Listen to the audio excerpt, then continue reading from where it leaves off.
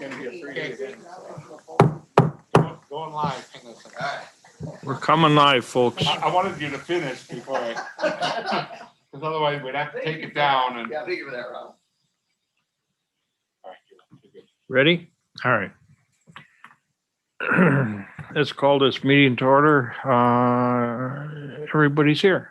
Wonderful. Nice to see you. I haven't seen you guys in at least 12 hours. So we need a motion to approve the agenda. And if you want to approve the minutes at the same time, we can do them both. Motion by Doak and seconded by Doug. All those in favor signify by saying aye. Aye. Opposed? I don't hear. Make a note that last month we talked about the December 9th minutes for the executive meeting. That Yes. has been corrected and submitted to the council. Okay. I saw it on your note last time, so, but thank you. No one from the public. Okay. Tracy, your turn.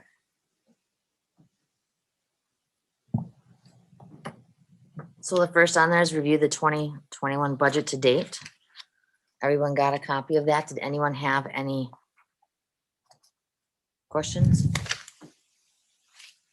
so far? All right, the only thing I wanted to mention in regards to 2020 was that in January, I did do the billing to Point Beach for the final quarter to them. And we're waiting on that final payment. Next is reviewing upcoming training and exercises. We do have a February 24th EOC virtual exercise scheduled.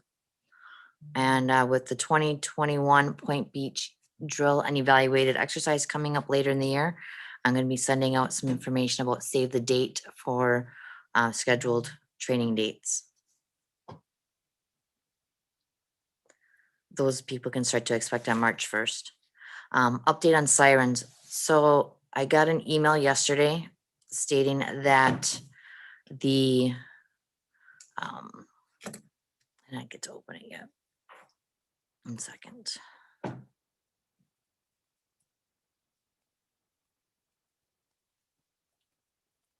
Basically, it was saying that Point Beach has been authorized to become IPOS primary. So in regards to the sirens, Point Beach and myself will probably start reaching out to the local municipalities to bring awareness to their sirens in their area and how they want to move forward with that. Right now, I really don't have too much more to update on that because that was just notified yesterday that they got that IPOS primary. And IPOS, again, it's Integrated Public Alert Warning System. Next is brief on COVID-19. So our office, again, continues to be busy doing the mortuary survey 3 times a week. We reach out to all the emergency responders once a month and do the PPE survey, in which we put together PPE, personal protective equipment to them. They let us know what they are in need of. We reach out to the state, and then we see if we can fulfill those orders. We also have been helping with the vaccination clinics.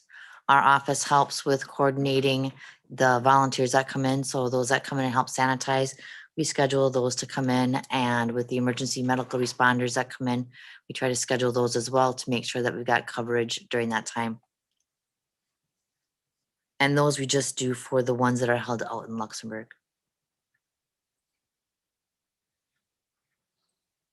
Next is the virtual EOC brief. We did not hold one this month due to the COVID vaccinations that were going on that conflicted with the schedule.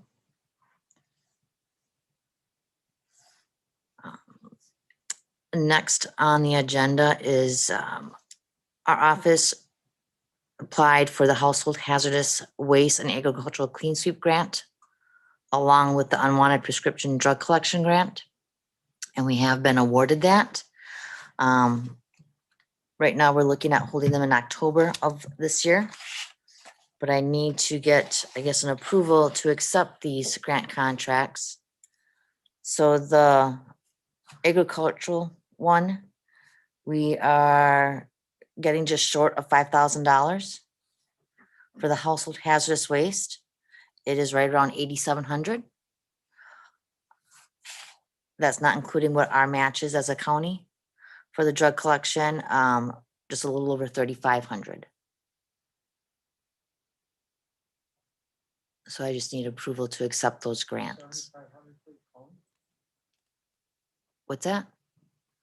It would be, what is the match the county has come So up the with? match for the county, for the agricultural would be right around 1,600.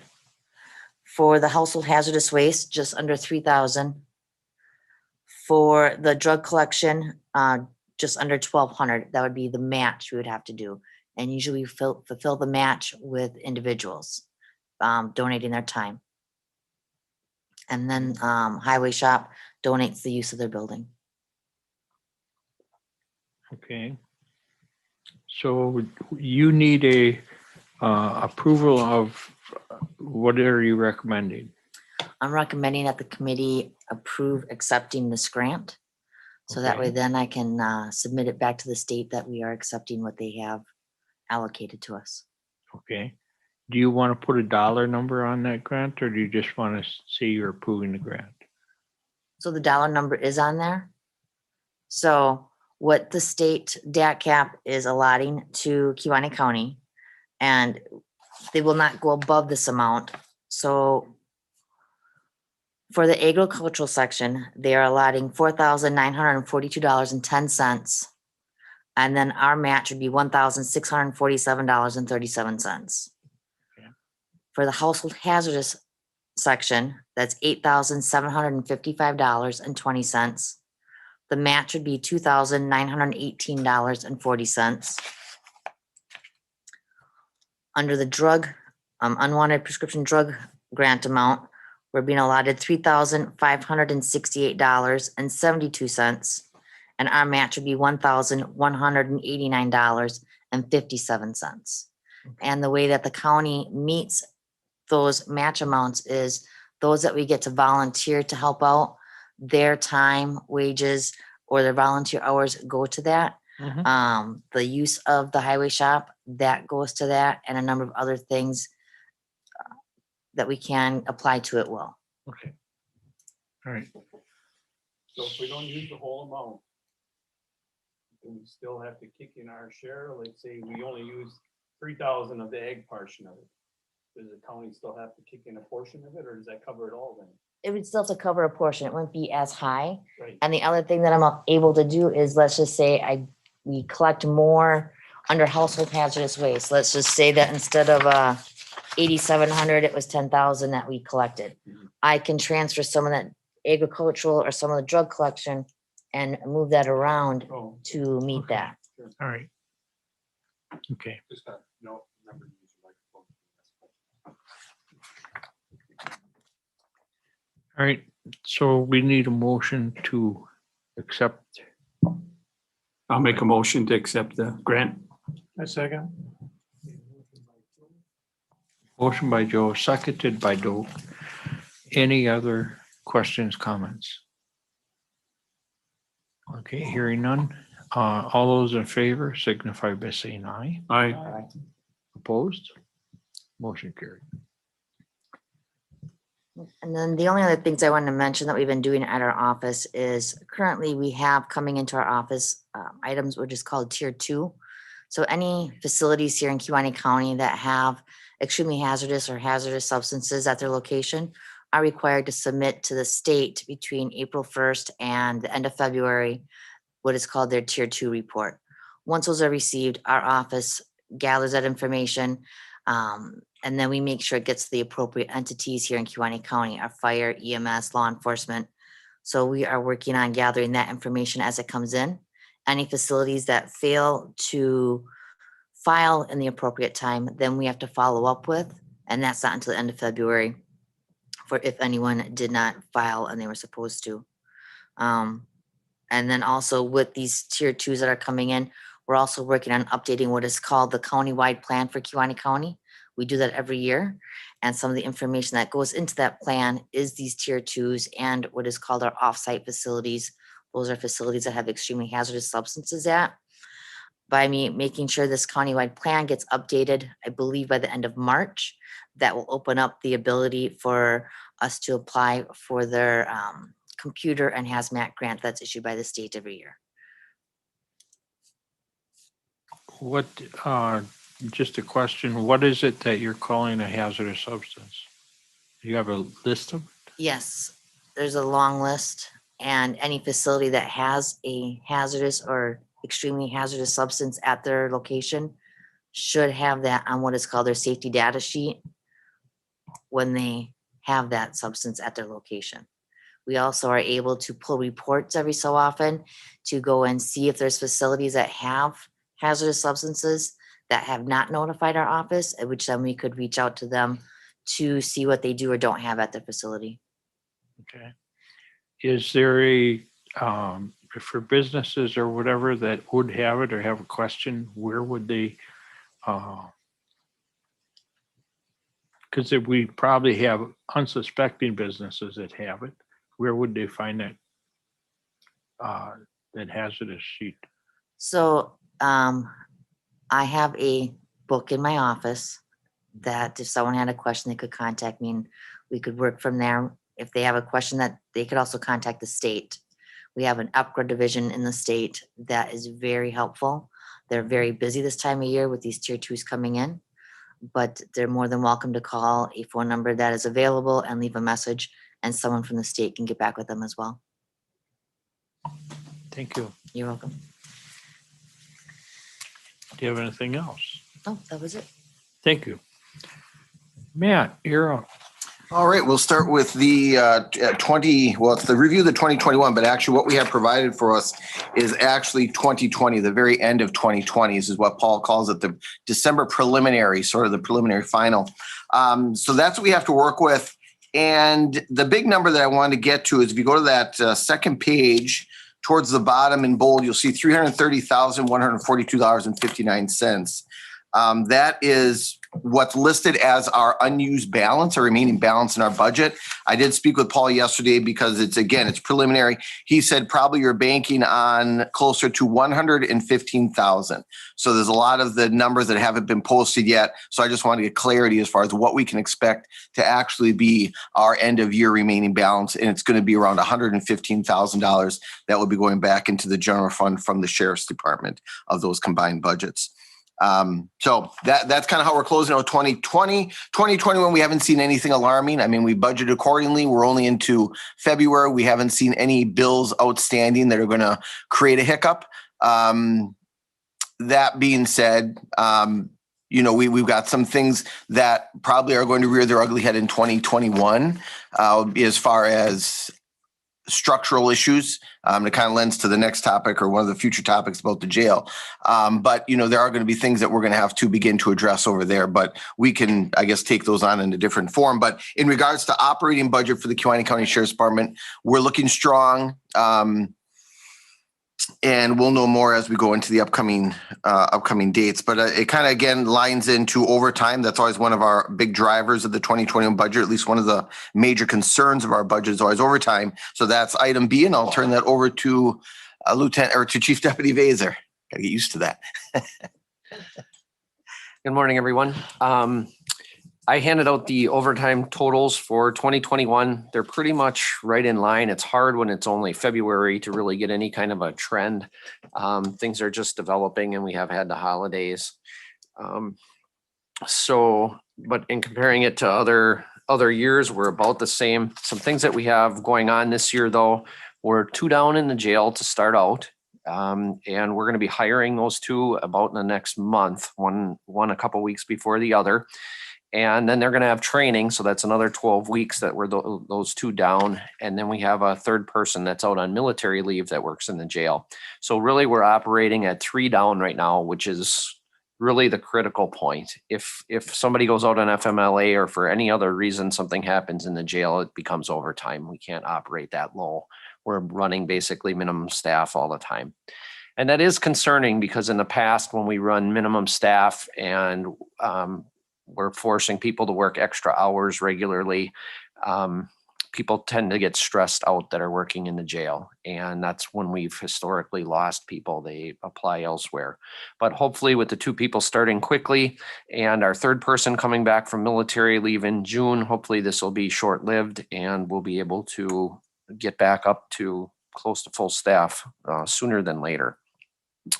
A couple things that did contribute to overtime this past quarter. We had 1 person on long-time FMLA that's out that hopefully will be coming back in about a month or a little bit more than that. That's from investigations. And we had 1 person from patrol go down for quite a lengthy period of time because of an accident that happened outside of work. Our lieutenants were able to juggle people around and cover a lot of that. Where we weren't able to cover it, it's usually short notice type things. When it's hard to move people around, if you have less than a 2-week notice. If you have more than a 2-week notice, it's a lot easier for us to move people around and cover shifts. An additional issue that we have coming up is we have someone that's going to be going out on maternity leave, and that's going to make, in essence, it's going to make patrol 1 short, and we'll be able to handle 1 short as long as we are able to have enough notice and move people around and nobody else goes out. It shouldn't be an issue. But again, if somebody else went out in FMLA or something, we're kind of at the critical point that it's going to start affecting overtime. We also have training to make up from last year because of COVID. We put a lot of our training on hold, and this year we have to make up some of that. There's state mandated things we have to do, and there's just realistic things that we know we have to do every year, like active shooter training that we scaled back last year, but for the best of the county, we have to bring that back and do some additional training this year. One of the things we are doing to help alleviate overtime, knowing that someone's going to be going out on maternity leave, the cascading effect and opening positions in our department. We have an investigator position open. Deputy Ryan Vandermus has been interviewed and offered the job, and he's going to be taking that, but we're not going to be moving him into investigations until we know that patrol is solid and it's not going to cause overtime on patrol. It could be as long as June before we move him into that slot. That's what we have for overtime. Are there any questions? Okay. Then moving on to jail study. Sure. I'm just going to swing back real quick on that one. In regards to staffing, one thing that we discussed in a previous meeting, and we're going to move forward with it, we will be again establishing that eligibility list. On that last one, we basically were able to, the net result were 2 individuals that we offer the job to, one starting this week and one in 2 weeks, but that zeroes out that eligibility list. So we all know the time that it takes to go from posting that eligibility to getting people that are ready to, walk into a vacancy when it happens. So we do want to lean forward as always and get that eligibility list posted and start that process, because we don't know if either one of these 2 will ultimately make it through training. We don't know if we have somebody in the next few months that decide to take their career in another path. A lot of things can happen. So I think we really need to get the eligibility list posted and get that going. So we've got people waiting on the bench if vacancies do arrive. That just helps us maintain those positions and alleviate that overtime. Question on that, Matt. Are you seeing any competition more than usual from other departments or counties for our employees? Absolutely. Competition that they want ours and competition that we want theirs. So in this situation, we actually are pulling one of ours from Brown County and another one that's currently working for another agency locally, just part-time. So we're in full poach season. And that's just the nature of the beast, right? Because we're getting fewer and fewer coming up that conduit of the tech schools. We try to get those new recruits, see what's going on in the college setting and who can bring in. But it is a lot of crossing over, a lot of transitions from other agencies and other departments. We're fortunate that we do have a very good pay plan, or pay for those entry levels. There's a good quality of life, so we have some things that do draw people in from other areas. State corrections is a good example. But it is a very competitive market. There are people constantly trying to poach on our folks, and in return, I'm not saying that we're out there, but they know what we have to offer. We'll be glad to take somebody else's as well. And that's the nature of the beast. So we are at a point where we need to make sure we're taking care of our employees. If we think that it is an employer's market, it is not. It is an employee's market. So I think that's important when you guys are out there discussing that pay plan. That's very important because I mean that gets too what do you want to say? Dragged down or torn apart. I mean, they're going to start looking other places. You see it in other departments. I know that we're losing people in other departments of this county. I mean, don't think that Kewaunee County is the only show in the game. So we have to make sure we remain competitive to not only keep the people we have, but to be able to retain good people. Anything else on, I could also speak to that just on a little bit different end of it. We have people that have gone to the recruit class, and I have some work colleagues that I'm friends with from Brown County. They literally go to the recruit class and they try to pull recruits from other counties, and they offer them, we'll reimburse the county that you're hired by and you come to us. That's just crazy. We never used to have anything like that. One of the things we do kind of special in our county, and I'm not sure you're aware of it, but we try to find kids that are in high school that want to go to school to get into law enforcement. And we have a great recruiting system, I believe, in which we invite those kids to come on ride-alongs. They learn what it's like working in our jail. They start meeting officers and build bonds with them. And then we have them assist with training.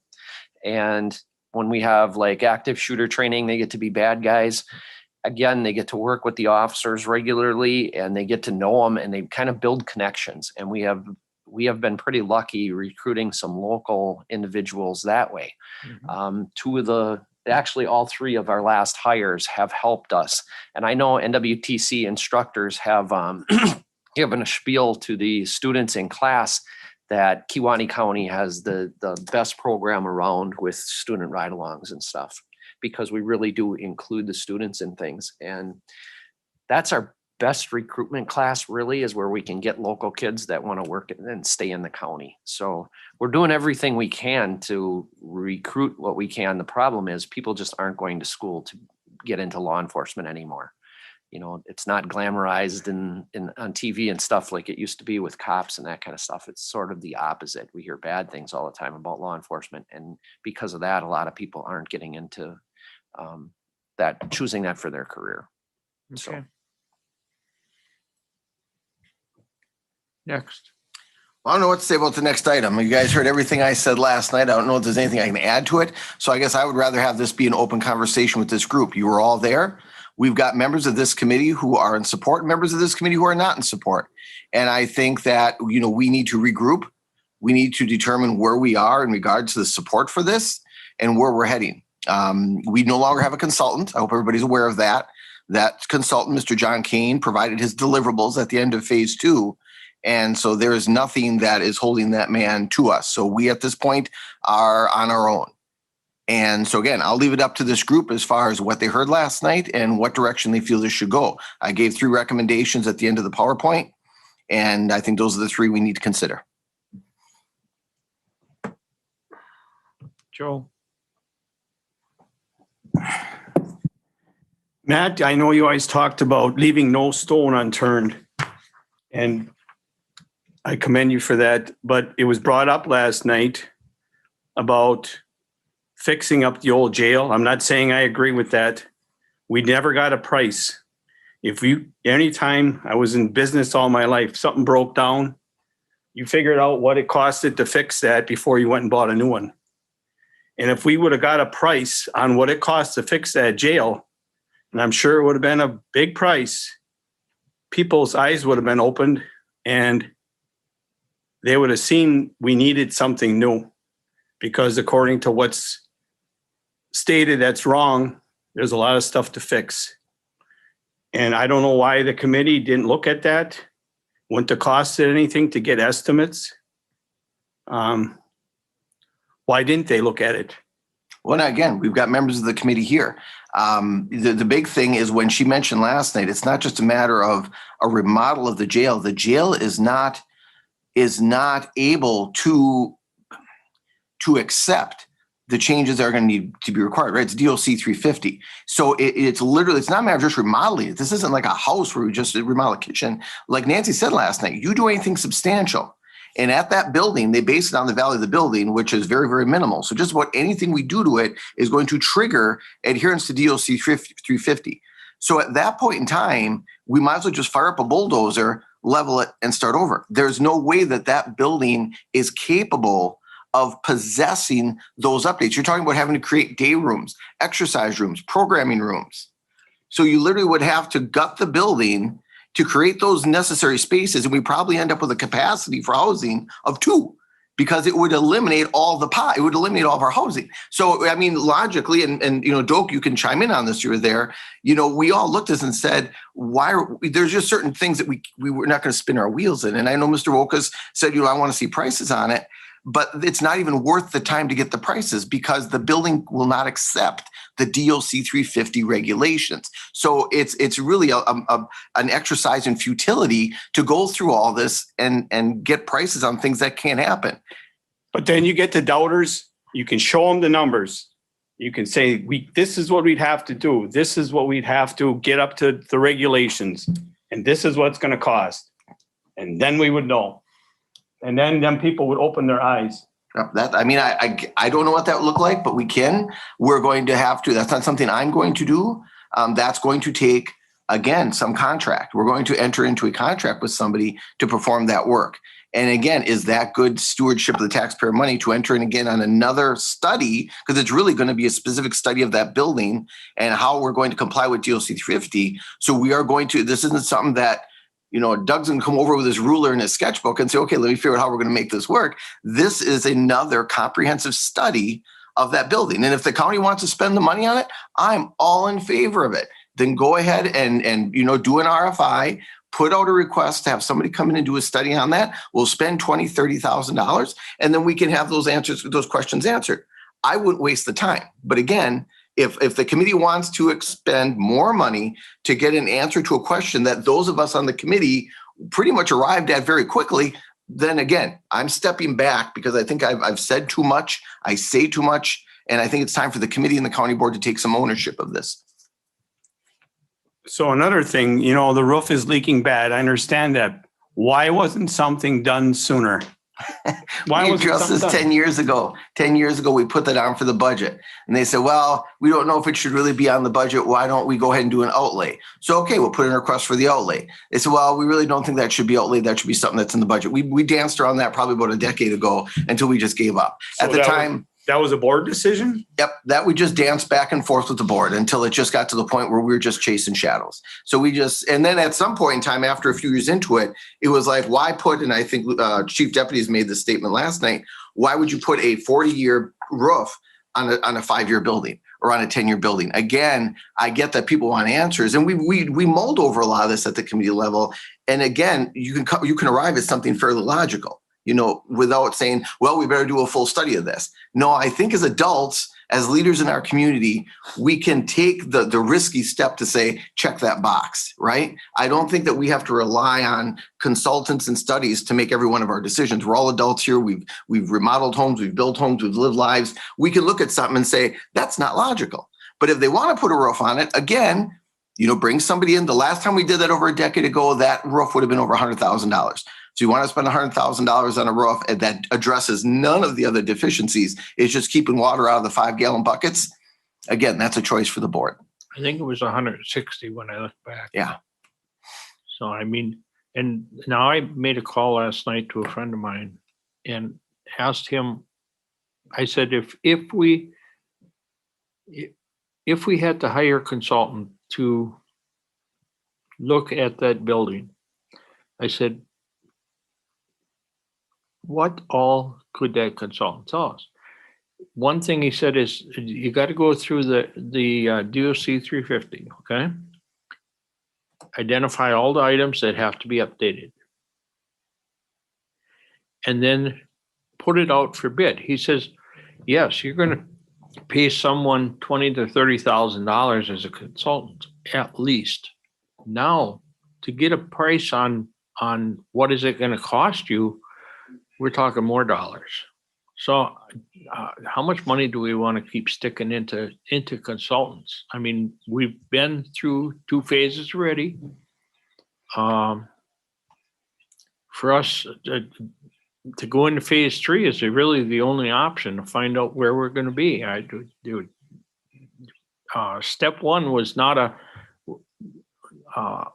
option. I believe that every one of us agreed with it when we got into phase 1, that rehabbing that building wasn't even in books.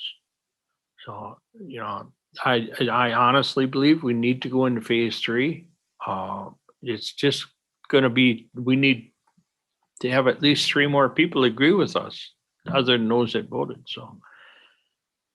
It might be a tough sell. Scott? 2 county board meetings ago, there was concern about the boring. Is there any way the boring could be done ahead of time that maybe would help convince these others to vote yes? Is that something that's okay to do, is do the boring samples out on the property ahead of time? Well, we'd have to. 7-8 grand, right? We'd have to allot money to it. Now, Right. if we take it out of the general fund, obviously we have to have a 2/3 vote to the board. If we could somehow maybe take it out of contingency, I think a simple majority vote would work. Am I correct or not correct?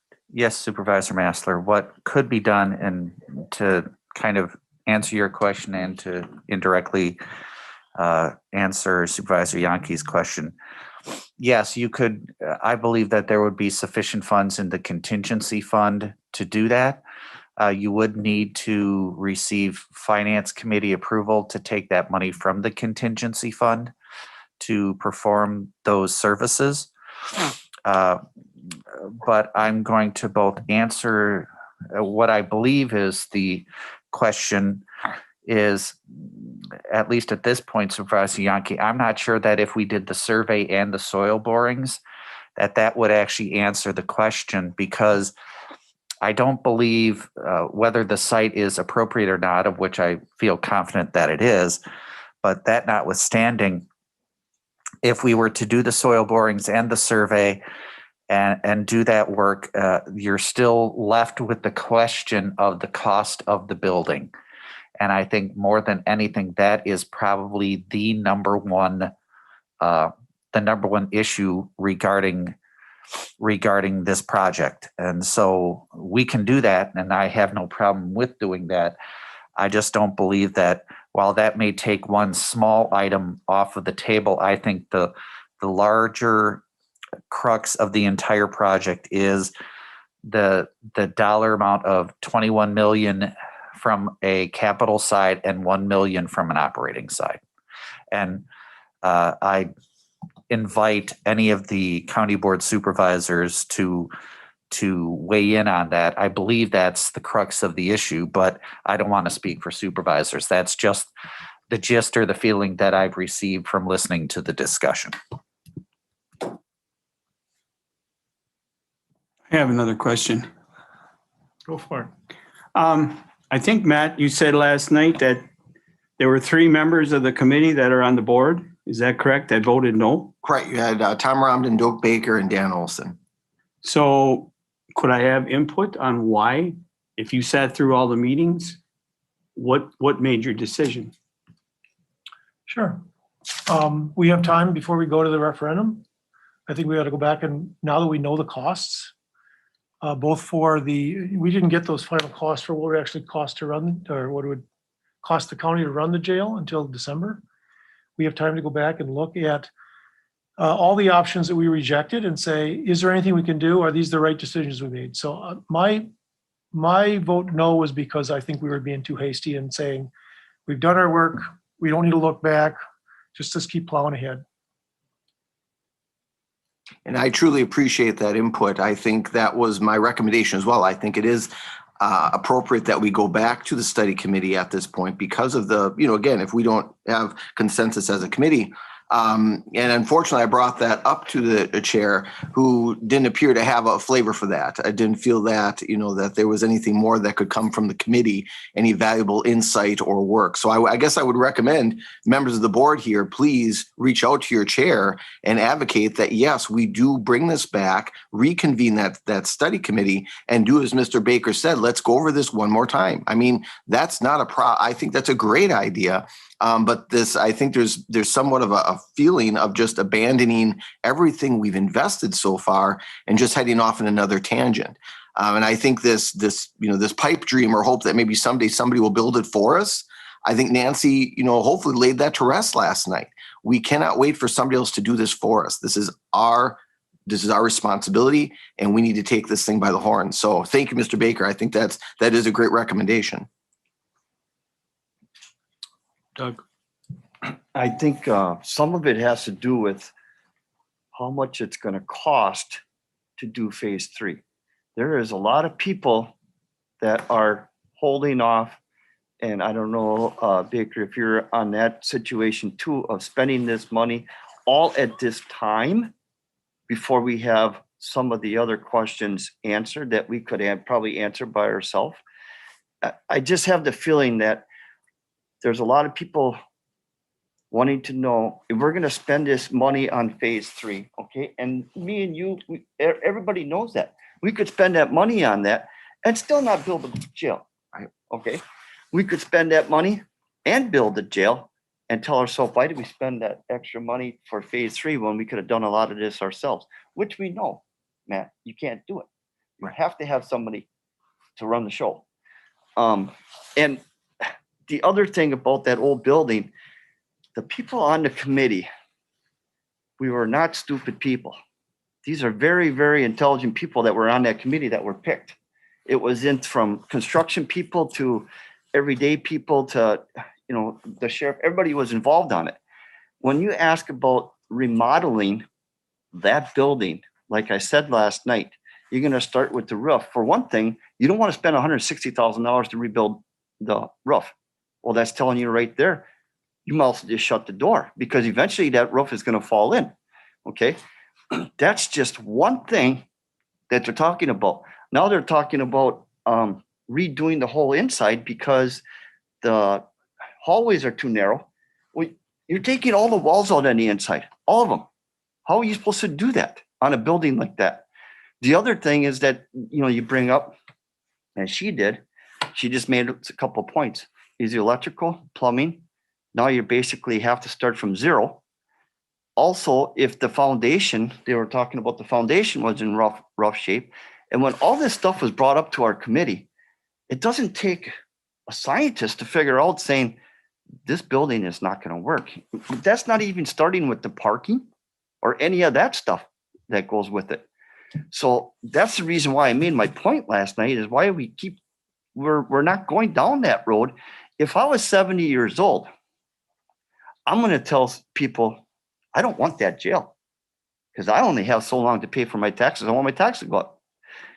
He brought up last night, Lucas brought up last night about, was it $290 a year for the taxes, $6,000. Well, when you go buy a $40,000 vehicle, you go and take a loan out, you don't pay the $40,000 in one day.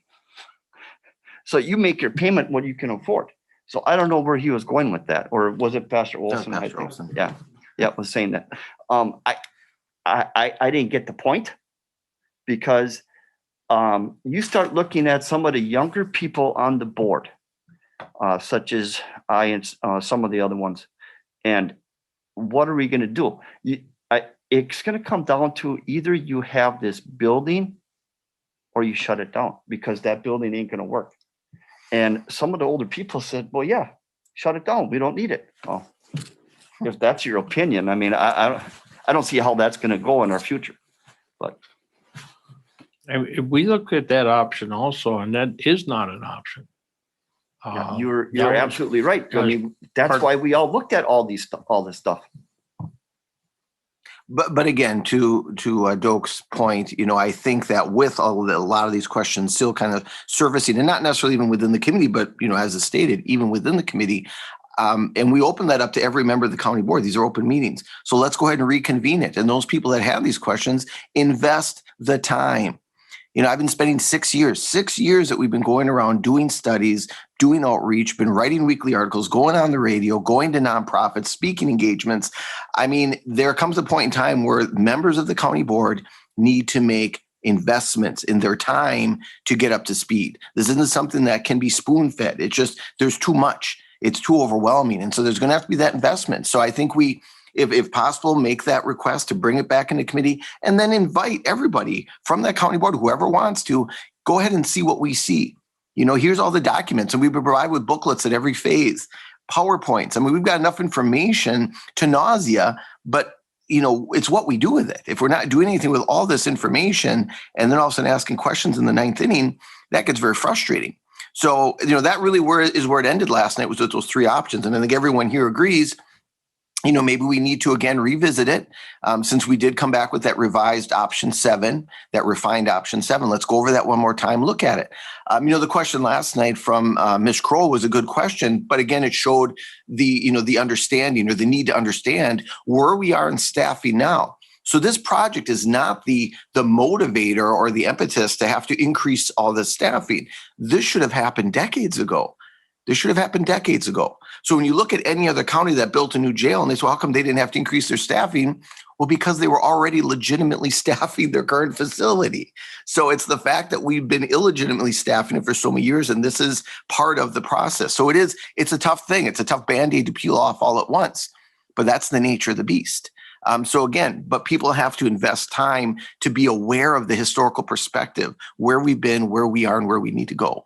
So I guess, again, we're just bringing that for conversation, and I hope that is the action of the chair, that he does reconvene the study group, because as Mr. Dell states, there's a lot of great minds on that study committee, a lot of great perspective. We're not a bunch of alike thinkers. There wasn't a bunch of bobbleheads that just listened to one perspective. We challenged each other. On you know, where we're coming from in our lives. So let's bring that group back. Let's mill this over some more, and hopefully in the upcoming months be able to come back in unison back to the county board to say, this is what we agree upon. And then it just has that much better chance of getting through. Because right now, to put it back, it's just like taking another run at a block wall. And I just don't see that as having any value. So let's take a moment, huddle, and then move it forward. You know, my fear is that going back to the study group, we have right now a number of members on that study group that are, you know, we've already made that decision. What should we do? And we should move ahead into phase 3. And now to go back and restudy it, I don't know if all those members that are on that study group right now even want to go forward again. Let's face it, I mean, how many times do I have to beat my head against the wall?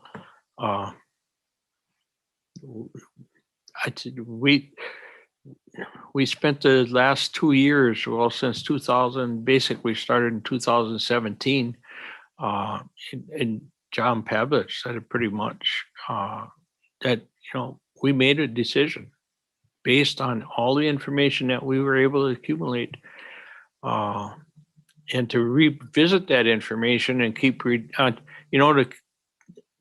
keep redoing the information to get so we can finally get the decision that a few people want. I mean, eventually we could load that study group up with the people that whoever wants to load on there, to get the decision that you want. But is that the right decision? I feel the decision that we made to move forward in phase 3 is the right decision. That's my opinion. Scott.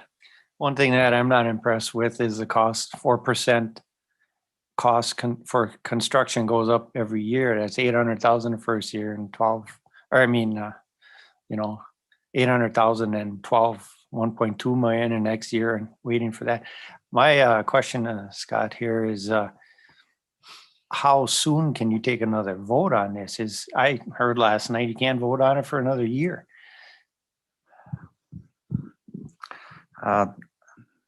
Mr. Wisnicki is probably the best to do it from a Robert's Rules of Order standpoint. if the chair were to bring something back to the committee, first of all, the chair can decide what goes on the agenda. And so there could be, the motion at the last county board meeting was for roughly, let's just call it $180,000 because it was both phase 3 plus the soil survey plus the soil borings. If instead the motion was now just for phase 3, that's a different motion. Could that therefore be acted upon? Yes. The other thing that could be done from a Robert Rules of Order standpoint is that one of the 8, I believe, because it failed, so someone from the winning side, and I think the winning side would be considered actually the minority because of 2/3, could ask for the motion to be brought back up for reconsideration. And so if it was on the agenda, a supervisor could bring that motion up for reconsideration and it could be voted on as the motion was first brought forward, which is for roughly the $179,000. So those can be done. From a Robert's Rules of Order standpoint, I believe that there are ways that this issue could be brought forward to the board if the chair were to decide to bring it up on the board agenda.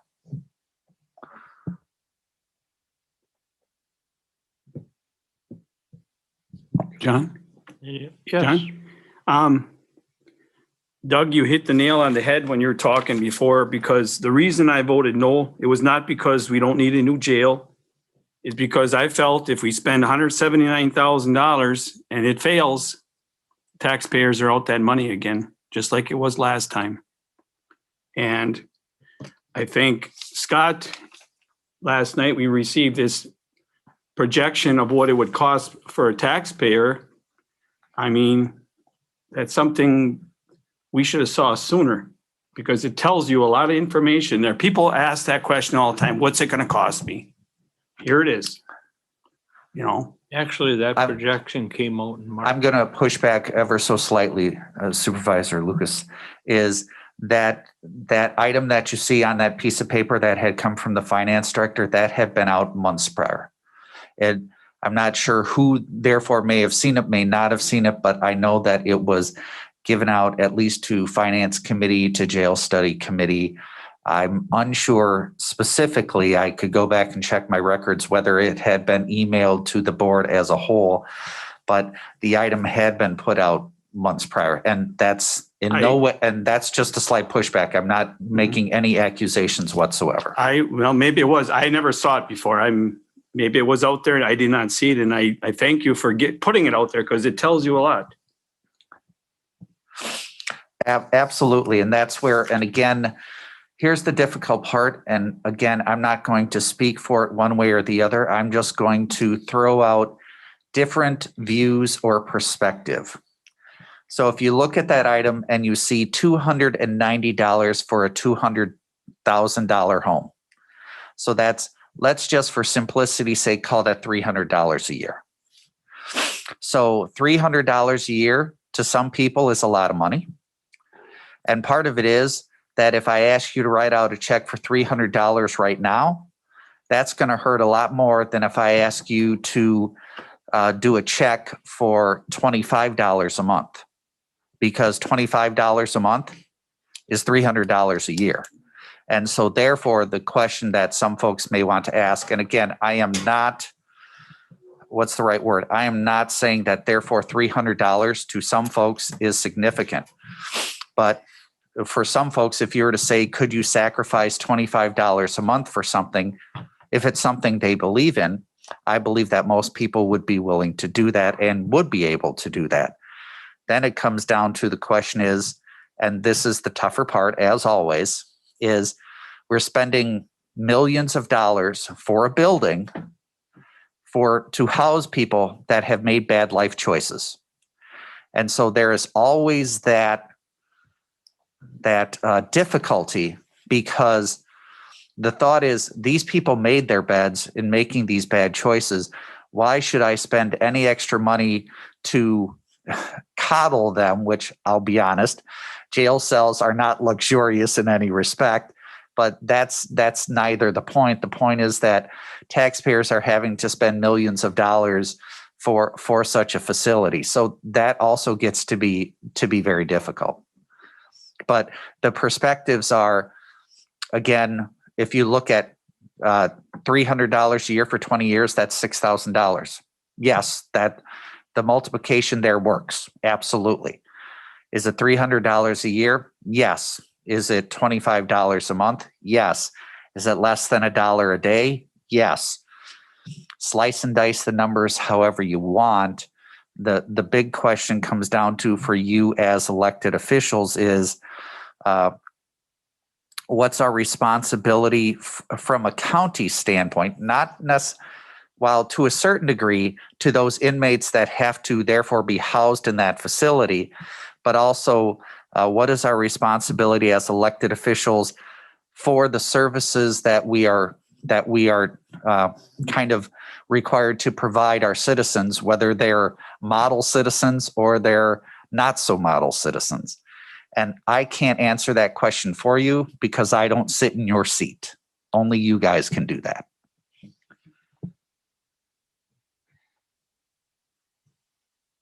Any more comments? I'm sorry, let me, if I may, Supervisor Massler? Sure. I think the other thing that may be helpful, as administration, my job is to implement what you guys want. And I'm hesitant to say this, but let's say $21 million is not the number. Then what is it, it doesn't matter if it was 21 million or it was 1 million, we'd be opposed to doing this. So then the question you may want to ask yourselves is, what is the number? Because then if there's a number, then maybe we can try to find a path to that number. We might not be able to, but at least then as administration, from my standpoint, I have a better idea as to where you guys and gals are wanting to go, and therefore maybe a path can be found. Thank you, Mr. Chair. Doug. I got one more thing to ask. So basically, this is all coming down to the vote got denied.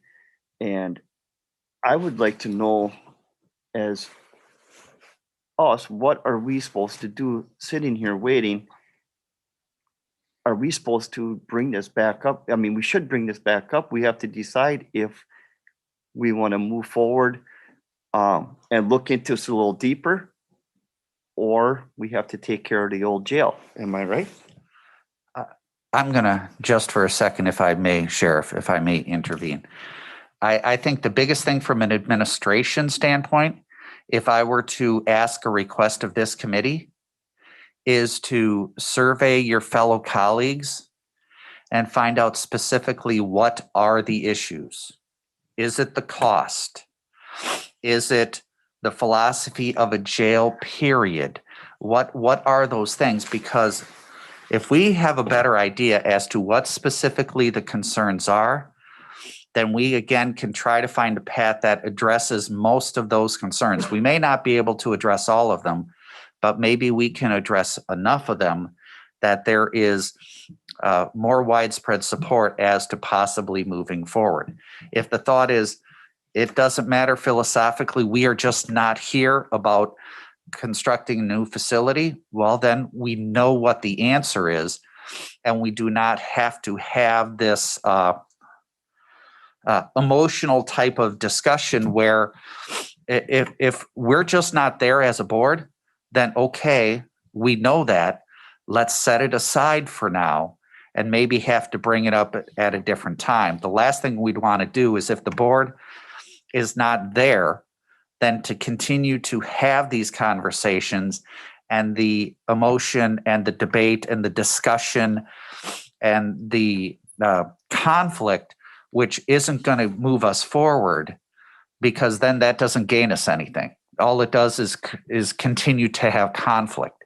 So to me, again, the biggest thing, Supervisor Dell, is let's figure out what those issues are, what those concerns are, and see if we can address them. And if we can address them to the satisfaction of board members, then maybe we can move forward. If we can't address those concerns of the board members, then we won't be able to move forward. And then, in my humble opinion, it's best for us to set it aside.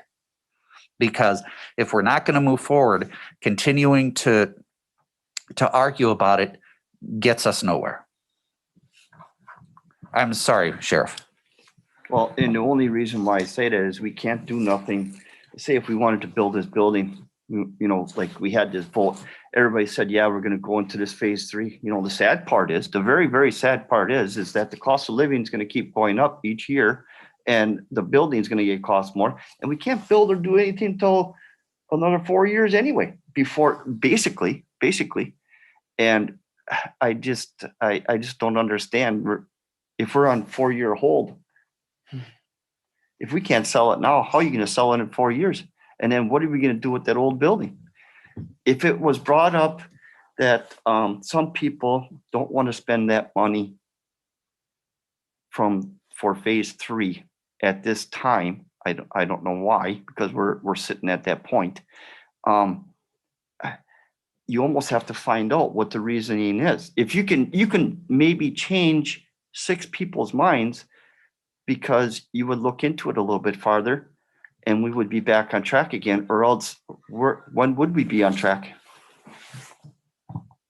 Right. I mean, the way it stood right now is we're going to try to put it on that referendum for either the spring of 22 or fall of 22. You'd want to try to get the bids out there, because then you're locked in. So, I mean, the sooner you can lock in those bids, then you're getting the pricing at that time, because that is a fact. I mean, that's exactly what was told, is that it's going to accumulate about $800,000 a year and then compound. And as Scott had mentioned last night, we're in a very beneficial place right now in regards to interest rates. So as a county, to be able to bond or borrow for this, we're probably not going to be in a better place. So what would really be a true tragedy is that because of our inability to commit and move forward, we finally arrive at the same place we would have arrived at 5 years earlier. And now we're paying more interest on our money. We're paying increased building costs, and we arrived exactly where we would have been 3 or 4 years earlier. So it's unfortunate that it's just about hesitation. And it's unfortunate that they don't trust the committee that puts so much time into this. I don't think there's a problem in, again, even if it's 1 meeting or 2 meeting, let's reconvene. Let's just make sure that as a committee, we're on solid ground. Because if we can't be on solid ground as a committee, we're not going to be on solid ground as the county board.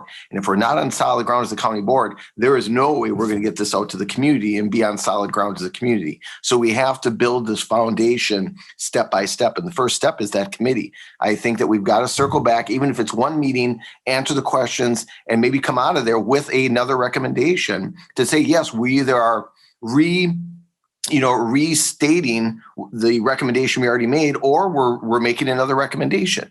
But at least it's coming out unanimously out of that committee with some momentum. Because right now, to try to make a recommendation, we've got committee members that are up or down and left to right. So I think it would be, even if it's a month, 2 months, I think that would be time well spent to reconvene, get ourselves back focused with what we know, and march forward again. Because otherwise we're just languishing. We are just literally, at this point, I see us just flailing around, languishing, with people throwing in ideas of everything from, left to right. And we've got to refocus. We have to enter into this thing with focus. And right now, I think we've lost a lot of that focus. Scott. So Mr. Feld said, basically, we should talk to our colleagues. And I think the first question is, do you think we should build a jail to state statutes and zoning codes and all that stuff?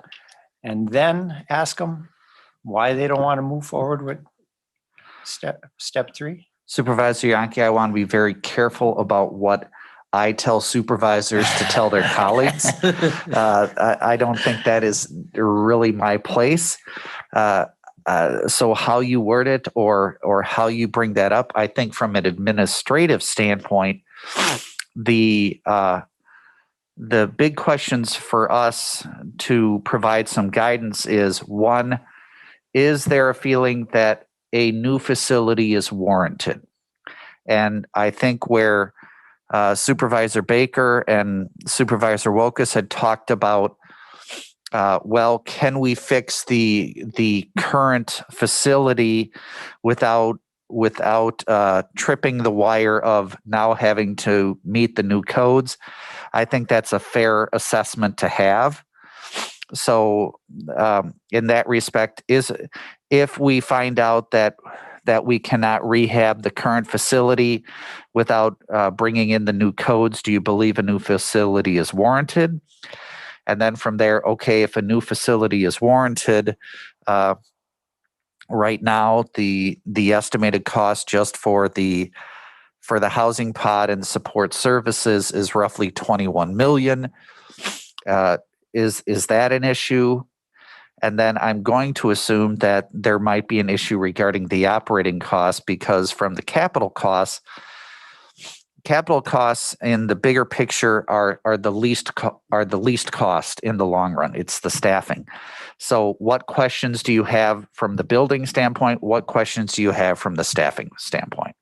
So when we have those questions and those concerns brought out, it's much easier for us to address them. I think what may be difficult, and this is no different than as students in a classroom, people don't necessarily want to vocalize in front of everyone what their concerns are or ask the questions that they have. For whatever reason, that's not important. That's in many ways human nature. But needing to have those concerns is important. Why? Because if we can't answer the questions and address the concerns, then you as a supervisor are going to be hesitant to vote either in affirmative or negative. Why? Because you don't have the information. And usually if you don't have your concerns addressed, the likelihood of you voting in the affirmative is less likely. Not saying that you have to vote in the affirmative, but for lack of information, most people want to stay with the status quo. So again, to answer your question, sorry I'm so long-winded, Supervisor Yankee, is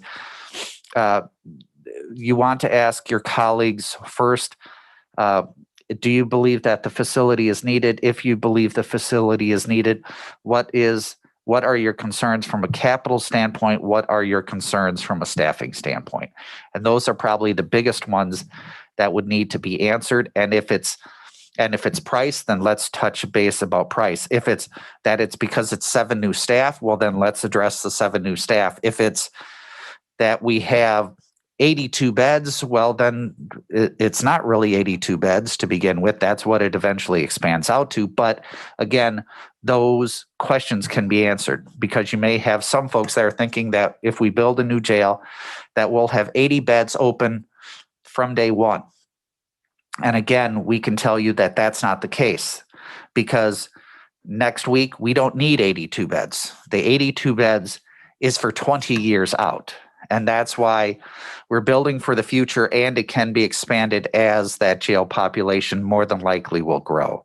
But those are the types of concerns and questions that we can then best answer, which gives the supervisors as much information as possible, and then they can truly vote whatever their conscience is. But to have those questions answered, we have to go to phase 3.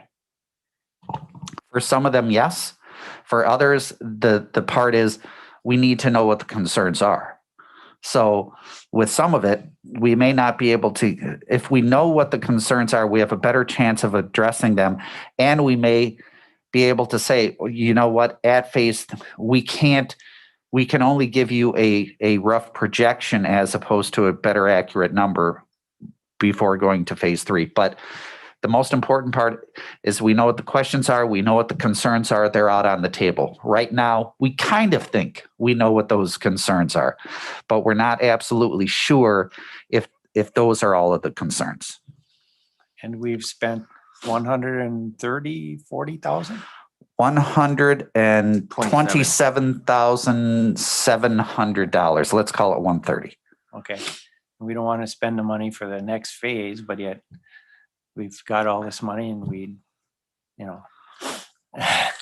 Just a thought. Well, unfortunately, what happens with part of it is there's a process that you commit to, and if you only go to a certain part, well, you have some value from what was previously there, but you do not have the full value if you don't go through the full process. Doug, I just want to touch, that is exactly what we're going to have to do, because I'll just give you a little example of St. Paul's Lutheran Church over there. I was on the committee for the school, and I am going to tell you, you can walk for years about talking about building a new building, and somebody's going to bring up something just small, and everybody's going to jump on that wagon. It all came down to where we actually had a vote on if we wanted, if we would rather build a new building or utilize the old building. Okay, now I'll tell you a little example. We already voted that we were not going to do nothing with that old building because it was just not ridiculous. It would cost too much money. And as we were through the process, just about being done with the, well, what contractor do we want to go with and so forth? The hand waved up. You talk to the person and he says, I think we should still think about redoing that old building. So at least we have something to go by and say, okay, like last night, that old building was brought up. At least we have something to go by. Well, we're in trouble here. We have to do something. We already said that we should go with a new building. And that's where all the focus will be on. Now, the other thing is, like you said about the staffing, all them little things, and you're discussing that as these are parts of stuff that we have to look into and us have to say, this is what we want.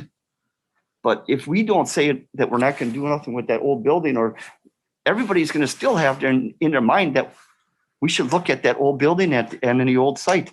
We have to go at least somewhere in order to keep going. We were on that study committee for, I think it was around 15, 16 years. And it went from a guy raised his hand and said, that has been 2.6 million, has built a brand new school.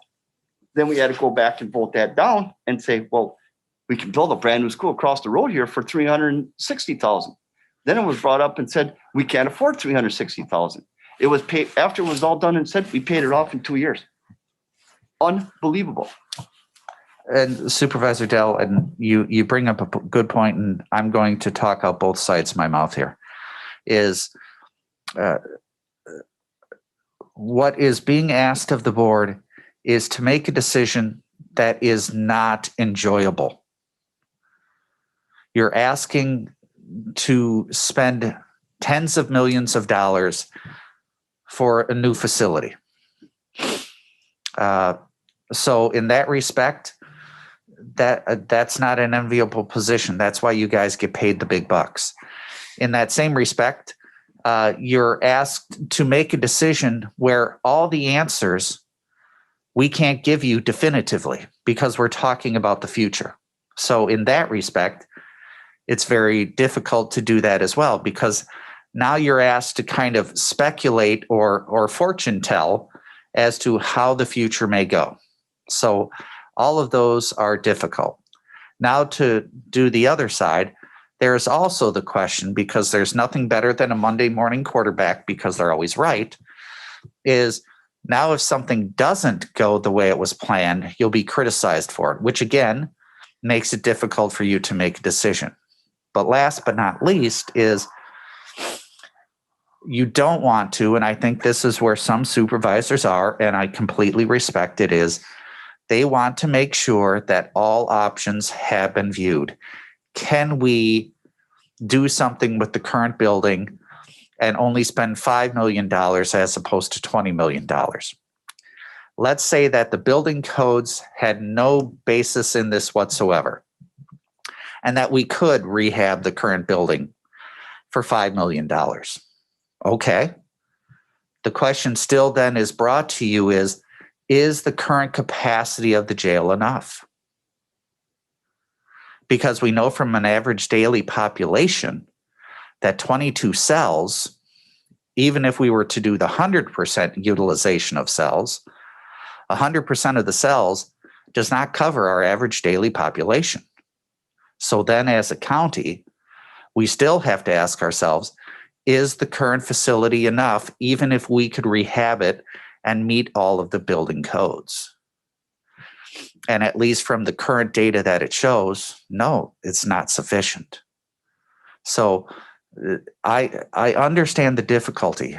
For those of you that don't know, I used to serve on a county board. I served on the Rock County Board for 7 years. And we talked about jail expansion and building new pods. And of course, there was a lot of anxiety because we're talking about tens of millions of dollars. And again, this is for convicts, not kids. So that makes it difficult. Unfortunately, at times, we need to make those decisions. While they may not be popular, they are right. And I think that's kind of where we're at. We need to make sure for all county board supervisors that all options have been viewed and looked at and then decided upon in both a short-term and a long-term standpoint. And then the board can make what they believe is the best decision for the county. One thing I just do want to add, again, I brought up the last meme, but again, after my budget update, and again, maybe this plays into it, maybe it doesn't, but remember, because of the unique circumstances of last year, we are under budget by $115,000. That is money that is not, it's out there, right? That otherwise in any other year would have been utilized. So I think that is important to note that there's $115,000 of unused money from the sheriff's department that's going to go into that general fund in the next few weeks.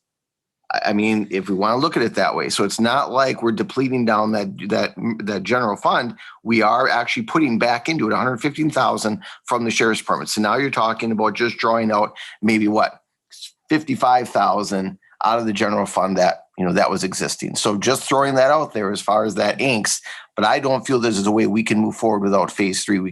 I still think we should reconvene, but I mean, to do anything without phase 3, I think we're just flying blind. I cannot in good faith answer the questions to taxpayers or county board members without the data that's going to be derived from phase 3. That is where we're able to really zoom in, hone in on what our staffing operation is going to look like so we can refine those numbers. Because until then, we're just spitballing it. And I don't feel right spitballing it. And phase 3 is the only thing that's going to allow us to give both you folks and the community those accurate answers that they deserve. Okay. Joel, one more comment. One more Let's comment. sit on this one.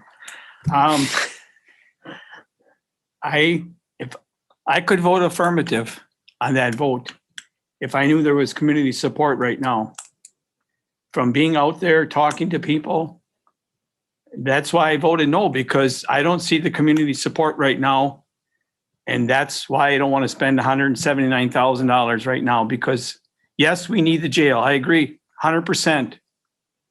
The community support isn't there. Are we going to have meetings for the public? People are asking questions. I know there's not a lot of answers yet. People's minds have to change. And there's a big block of people that no matter what you tell them, they're not going to change their mind. There's people that really say, yes, we need it. And there's the people in the middle. And if we don't get their support, it's not going to happen. If it goes to referendum and it fails, then this money is wasted. Yes, I agree we need it. We did a tax levy increase in our town about 4 years ago. And we increased our local rate 100%. And it got shot down. I came back the next year with it, talked to a lot of people. This is what we need. It voted, it was supported this next time. But you got to get the people behind it. And I don't think we have that right now. Okay.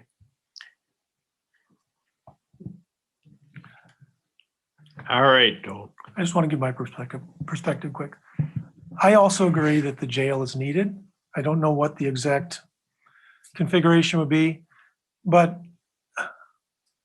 we have to ask the taxpayers for their view on whether they want to increase the levy for that operating cost. That is going to be their decision. And I am, if they vote no, we have no backup plan. If they say no, we are not going to do that. We can just keep ramming it down their throat every time we have a chance to ask them to vote on it again. But that is still going to be a problem that we don't have control over. Yes, we could go appropriate the money and build a jail and not be able to run it. I don't support that at all. We're talking 2 months, 2 months to finish phase 2. We can't get an answer from those voters until spring of April 22 or spring of 22. We have time to do more poking around at this. Whether it costs a little money, I don't know. We'll have to figure that out. But if the voters come back and say no, do we have any backup plan? Do we have anything else we might consider going to them and say, we have an alternate plan for the jail that would cost maybe a little less? We have none of that in our back pocket right now. So it is just this or nothing, and that bothers me, especially since we really can't go forward without the voters saying yes or no. So real quick, you both make very good points. And Joe, I'm glad you made that point because you demonstrate exactly where we are and where we need to be. So you're right. We need to do phase 3 so that we can answer the questions appropriately so we can get the support. And you're absolutely right. If it fails in the first go around, that money is not wasted because we're going to take that same data, the same results of phase 3 and come back the next opportunity, just as you did, right? With further education, further outreach, and it passed. I'm not scared at all that it won't pass in the first go around. Not at all. Great. That just means that we've got to circle back and say, okay, let's go ahead and further educate, because that's all it is. Any reasonable person is going to see the work we put into it, all the options that we've exhausted. So I don't mind that it might, just like in your situation, fail the first time. Let's prepare for that. But we can't just throw up our arms and surrender before we start the fight, before we go down that path. But phase 3 is necessary. Just like when you went down there, you couldn't go down your path with half-baked information. You had good data and good information that showed the necessity for what you were trying to do. They still said no, but you came back around, did some further education, and then they approved it. So your example is spot on as to why phase 3 money is not wasted. Even if the first go around they vote no, that is still valid information that we're going to reconvene and say, okay, it failed the first time. Let's get out there and get some more information out to them. So exactly spot on, Joe. Thank you for providing that, because that's exactly why we need to go ahead with phase 3. It's not money wasted, but it's the only path to success. Otherwise, we're basically dooming ourselves to failure. We're saying, well, I don't think it's possible, so why do we even try? I mean, we've got to have some sense of courage to say, you know what, we don't know for sure, but we have to have the courage to still step off and into that battle. And I'm willing to do it, but I got to have the right information. I have to have accurate information. So yes, to your point, you're absolutely right. And the money is not wasted. Okay, let's move on, please. Otherwise, we will be here at noon. And I'm not sending Scott out for sandwiches either. And Scott told me he's got a car to paint, so. Oh, all right. All right. Next thing, E, updates regarding COVID-19. Yeah, we don't have a lot. Just be very quick and short. Big thing is that we were offered vaccinations through Cindy's office, and we had a handful of people that are taking her up on that. I actually had my second round last week. Remaining portion of the staff that got the first round will be getting it as soon as we're done here. They're heading down there to get the second round. So we're encouraged that we're again starting to see those vaccinations creep in to the department. We haven't had any big ramifications of people being out or any of our inmates being affected. So our operations are steady and strong, and we're able to continue on even in this environment. So I don't know if Jason, if you had anything to add.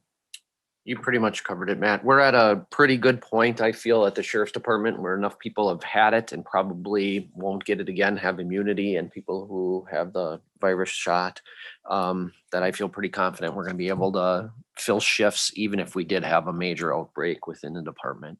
So we're slowly starting to move back to kind of the way it used to be with training and that type of thing. We're still doing social distancing and taking precautions as much as we can, but we're going to start moving back into a little bit more of a modified normalcy.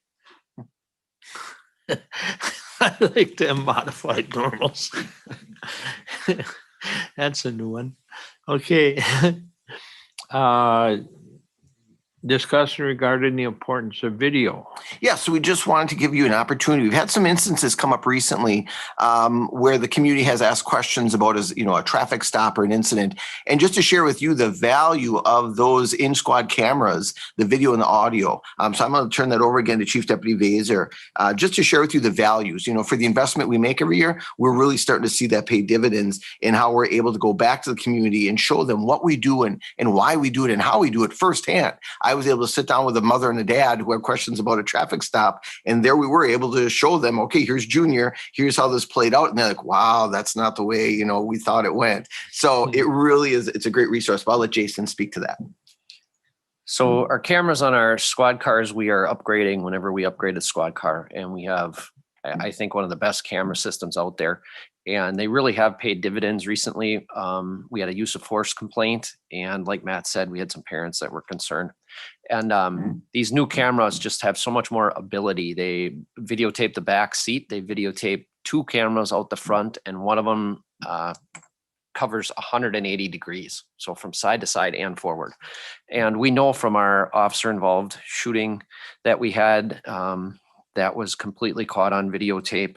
And these incidents and other abilities that the camera has, we can actually go back if something, they record all the time. So another department in our county had a report. They had the same type of camera that's an officer had ran a stop sign, and they were able to just go back to the previous day and find the stop sign, and the officer actually stopped for the stop sign. So someone had made a bad observation of what they thought had happened, or they were falsely reporting something. These cameras really have been paying dividends, and they help keep us from being sued, to be honest. So they really are a good investment. I'm extremely happy with them. And our officers are used to them. And now they know that they're kind of performing for an audience when they are on camera. And that helps us keep any type of future complaints down when they know that everything's being recorded, But I just wanted you folks to know how important they are and how they really are helping us out. Okay. Any questions for Jason? That's not fair. We had all the questions before that. All right. The next meeting date was set up for March 10th here at Kewaunee again. Proposed meeting date would be April 14th, 8:15 here. I hope that works for everybody.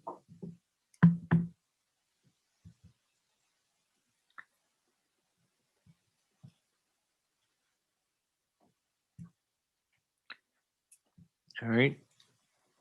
If that's good for everybody, that's one we'll go with. No travel requests, I take it? Yep, actually, I do have one that was dropped in sort of last minute. I'll bring that up to you. I'll explain first. So this is for a jail association conference. It's going to be for deputies Adam Etienne and Justin Newman. This would come out of our training budget. And every year we try to send 2 deputies to this. It just basically is a training opportunity, gets them familiar with the latest and greatest in regards to corrections and jail. And this is going to be held right at Oshkosh.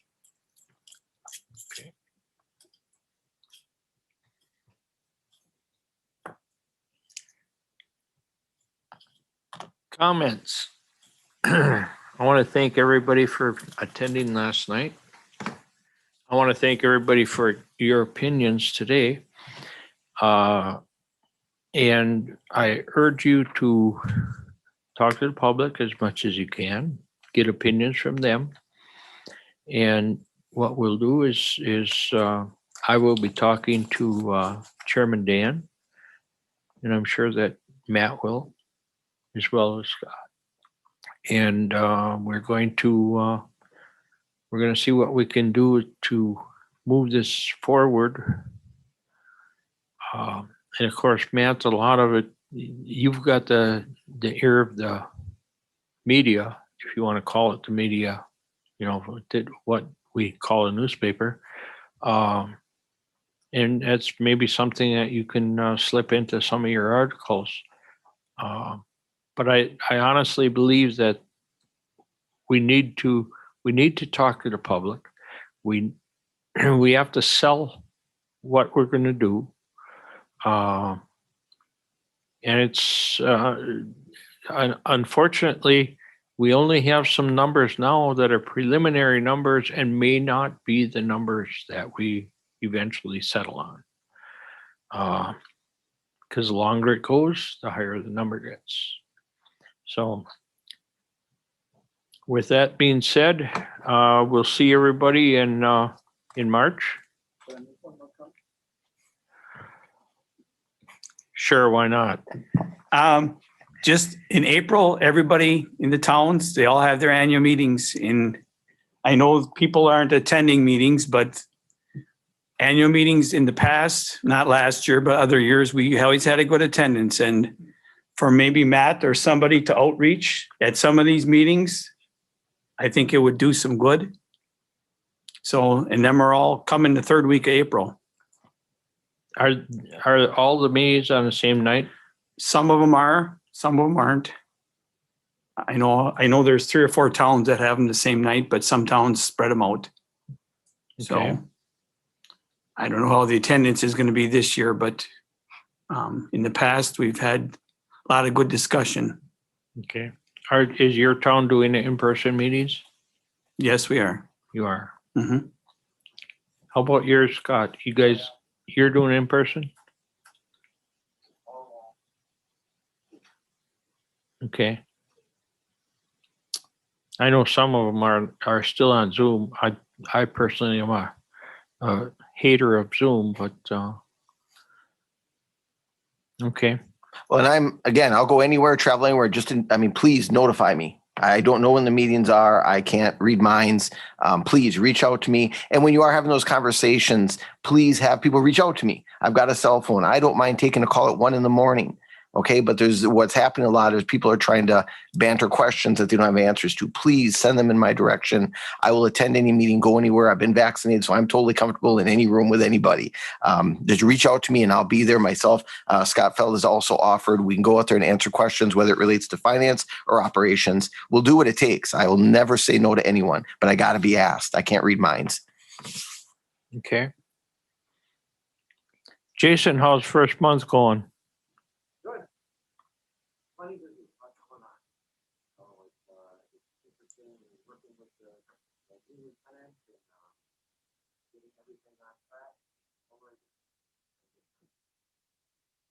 No regrets yet?